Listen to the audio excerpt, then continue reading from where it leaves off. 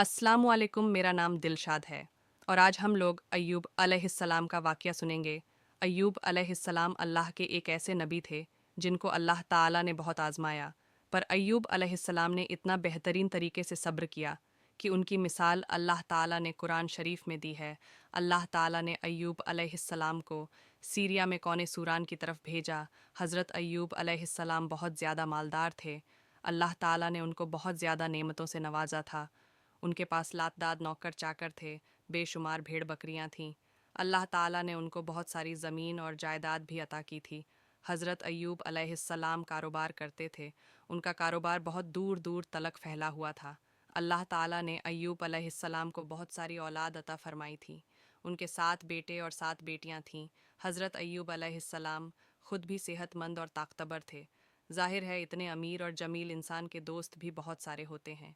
हर कोई अय्यूब अलैहिस्सलाम से दोस्ती रखना चाहता था। अल्लाह ताला ने अय्यूब अलैहिस्सलाम को बेशुमार नेमतों से नवाजा था और रूहे ज़मीन पर अय्यूब अलैहिस्सलाम नेमतों से माला माल शख्स थे। फिर अल्लाह ताला ने अय्यूब अलैहिस्सलाम को आज़माना चाहा ताकि आने वाले समय में हज़रत अय्यूब अलैहिस्सलाम लोगों के लिए सब्र की मिसाइल बन जाएं। फिर अय्यूब अलैहिस्सलाम पर आजमाइश का वक्त शुरू हो गया। उनका सारा कारोबार बंद हो गया और सारा माल ख़त्म हो गया, यहाँ तक कि हज़रत अय्यूब अलैहिस्सलाम फ़कीर हो गए। हज़रत अय्यूब अलैहिस्सलाम की ही ज़िंदगी में उनकी सारी औलाद का इंतकाल हो गया। औलाद का इंतकाल हो जाना बहुत बड़ा दुख होता है। उनके 7 बेटे और 7 बेटियां उनके सामने इंतकाल कर गए। यही नहीं, उनके सारे जानवर और मवेशी भी हलाक हो गए। इसके साथ साथ में अय्यूब अलैहिस्सलाम की सेहत और तंदुरुस्ती भी छीन ली गई और वो सदीद मर्ज़ में बीमार रहने लगे। बीमारी इतनी सदीद थी कि हज़रत अय्यूब अलैहिस्सलाम चलने फिरने से भी मजूद हो गए, यानी पैरालाइजिस हो गए। उनमें उठने तक की सलाहियत नहीं बची थी, यहाँ तक कि उनकी बॉडी के मसल्स भी खुलने लगे। हज़रत अय्यूब अलैहिस्सलाम की आजमाइश इंतहा को पहुँच गई। अब उनके सारे दोस्त उनका साथ छोड़ने लगे। उन्हें यह खौफ था कि कहीं यह फैलने वाली बीमारी तो नहीं हो और अय्यूब अलैहिस्सलाम की बीमारी उन्हें भी नहीं लग जाए। इस तरह से सारे दोस्त और रिश्तेदार भी उनका साथ छोड़ गए। हज़रत अय्यूब अलैहिस्सलाम की खिदमत के लिए सिर्फ उनकी बीबी रह गई। वो बहुत वफ़ादार बीबी थीं। वो उनकी खिदमत करती थीं, उनके खिलाती पिलाती थीं और उन्हें नहलाती भी थीं। फिर नौबत यहाँ तक पहुँची कि सारा माल बिल्कुल ख़त्म हो गया, बेचने के लिए भी कुछ नहीं बचा था। फिर हज़रत अय्यूब अलैहिस्सलाम की बीबी ने लोगों के घरों में नौकरानी का काम करना शुरू किया ताकि कुछ कमा के ला सके और अपने शौहर की दवाई और ख़िदमात में कुछ खर्च कर सके।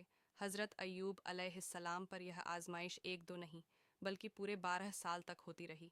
एक रिवायत के मुताबिक यह अरसा 18 साल तक था। हज़रत अय्यूब अलैहिस्सलाम इतने लंबे अरसे तक सब्र करते रहे। उन्होंने किसी से कोई शिकवा तक नहीं किया। साल डर साल ऐसे ही गुजरते रहे। हज़रत अय्यूब अलैहिस्सलाम की बीबी ने उनसे अर्ज़ किया कि आप अल्लाह ताला के रसूल हैं। अगर आप अल्लाह ताला से दुआ करेंगे तो अल्लाह ताला आपकी बीमारी को ख़त्म कर देगा और आपके हालात को बदल देगा। हज़रत अय्यूब अलैहिस्सलाम ने अपनी बीबी से फरमाया। उनकी बीबी ने जवाब दिया, 80 साल। यह सुनकर हज़रत अय्यूब अलैहिस्सलाम ने कहा कि मुझे अल्लाह ताला से दुआ करते हुए शर्म आती है, क्योंकि जितना अरसा खुशहाली में गुजरा है अभी उतना अरसा बीमारी और तंग दस्ती में नहीं गुजरा है। इसीलिए अभी मैं यह दुआ नहीं करूँगा कि अल्लाह ताला मुझे सिफ़ा अता कर दे या मेरी इस हालत को बदल दे जब तक 80 साल ना गुजर जाएं। जिस तरह से मैंने नाज़ो नेमत में 80 साल गुजारे हैं, उसी तरह से 80 साल तक मैं बीमारी और तंगदस्ती में सब्र करता रहूँगा। ये सुनकर हज़रत अय्यूब अलैहिस्सलाम की बीबी मायूस हो गईं, क्योंकि उन्हें यकीन था कि अय्यूब अलैहिस्सलाम अल्लाह ताला से दुआ कर ले तो यह आजमाइश उनकी ख़त्म हो जाएगी।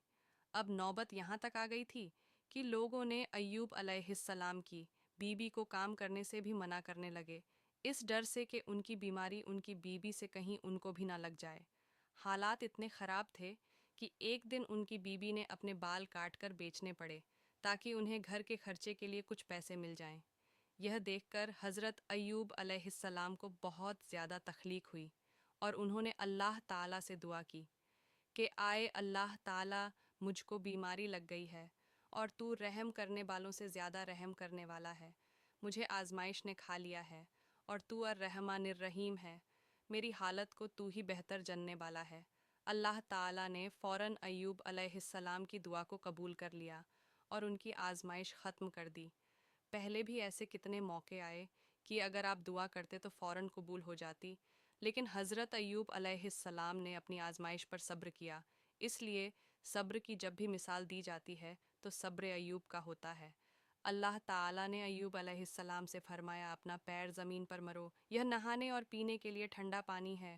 پھر ایوب علیہ السلام نے اپنا پیر زمین پر مارا تو ایک چشمہ جاری ہوا۔ جب انہوں نے اس پانی سے غسل کیا تو جسم کے باہر کی بیماری ان کی فوراً ختم ہو گئی، اور جب وہ پانی پی لیا تو ان کے اندر کی بھی ساری بیماری ختم ہو گئی۔ حضرت ایوب علیہ السلام پھر سے صحت مند ہو گئے جیسے پہلے ہوا کرتے تھے۔ جب ان کی بیوی بازار سے واپس گھر لوٹ کر آئی تو وہ ان کو پہچان تک اور وہ ان سے پوچھنے لگی کہ اپنے اللہ تعالیٰ کے نبی یعنی میرے خابند شوہر جو مرض میں مبتلا ہیں، کیا آپ نے ان کو کہیں دیکھا ہے؟ اللہ کی قسم، میرے خابند جب صحت مند تھے تو بالکل آپ کی طرح تھے، میں نے آپ سے بڑھ کر ان سے ملتا جلتا آج تک نہیں دیکھا۔ اس پر ایوب علیہ السلام بولے، کیا تم نے مجھے پہچانا نہیں؟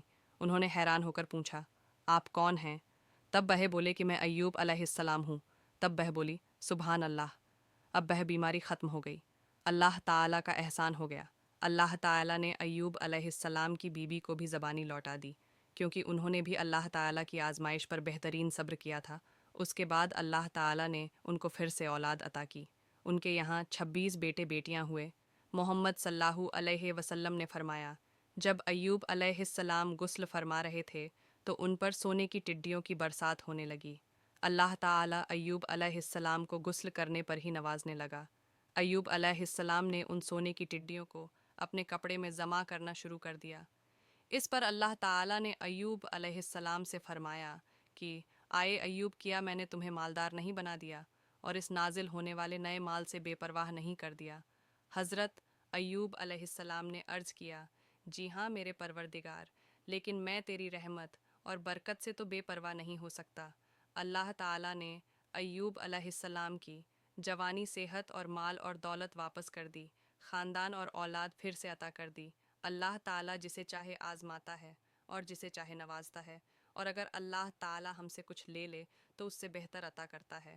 اللہ تعالیٰ نے ایوب علیہ السلام کی قرآن شریف میں صبر کی تعریف کی ہے اور ان کی زندگی کو صبر کرنے والوں کے لیے مثال بنایا ہے۔ آزمائش ہر کسی کی زندگی میں آتی ہے، پر اللہ تعالیٰ یہ دیکھنا چاہتا ہے کہ مشکل وقت میں ہمارا کیا رویہ ہوتا ہے اور ہمارا ایمان کتنا مضبوط رہتا ہے۔ اسی لیے ہماری زندگی میں کتنی بھی بڑی مشکل کیوں نہ آئے، ہمیں صبر کرنا چاہیے اور ہر حال میں اللہ تعالیٰ کا شکر ادا کرنا چاہیے۔